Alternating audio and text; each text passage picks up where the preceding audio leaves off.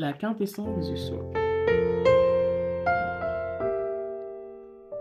Si l'âme est devenue une substance matérielle ou si la matière s'est transformée en principe animé, alors on pourrait dire que cette substance matérielle m'appartient.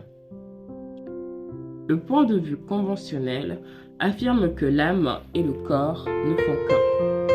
Mais du point de vue absolu, l'âme et le corps ne sont en aucun cas une seule et même chose.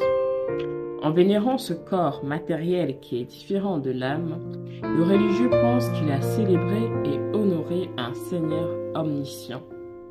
Mais cela ne convient pas d'un point de vue absolu. Les qualités corporelles n'appartiennent pas vraiment à l'omniscient. Celui qui célèbre les qualités spirituelles de l'omniscient célèbre réellement l'omniscient. Lorsque l'on décrit la capitale d'un roi, on ne fait pas la description du roi. De la même manière, on ne chante pas les qualités de l'omniscient en chantant ses qualités corporelles. Celui qui a vaincu le domaine des sens porte à sa réalisation le soi, empli de sa véritable nature faite de connaissances. Les sages versés dans l'absolu l'appellent alors le vainqueur des sens. Celui qui a vaincu l'égarement porte à sa réalisation le soi, empli de sa véritable nature faite de connaissances. Ceux qui connaissent la réalité suprême appellent ce sage le vainqueur de l'égarement. Et lorsque l'égarement est complètement détruit par ce sage déjà vainqueur de l'égarement, ceux qui connaissent le point de vue absolu l'appellent le destructeur de l'égarement. Puisque l'on renonce à l'ensemble des états psychiques, après avoir compris qu'ils sont différents du soi, le renoncement doit donc être compris de façon certaine comme résultant de la connaissance.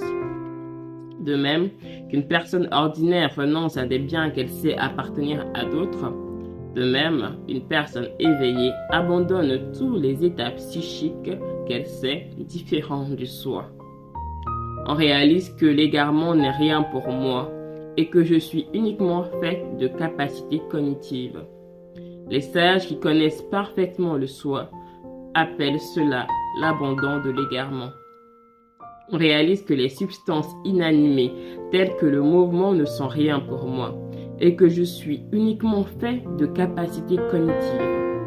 Les sages qui connaissent parfaitement le soi appellent cela l'abandon des substances inanimées telles que le mouvement. En somme, je suis un, pur, fait de perception et de connaissance, toujours incorporel. Pas un seul atome de matière étrangère au soi ne m'appartient.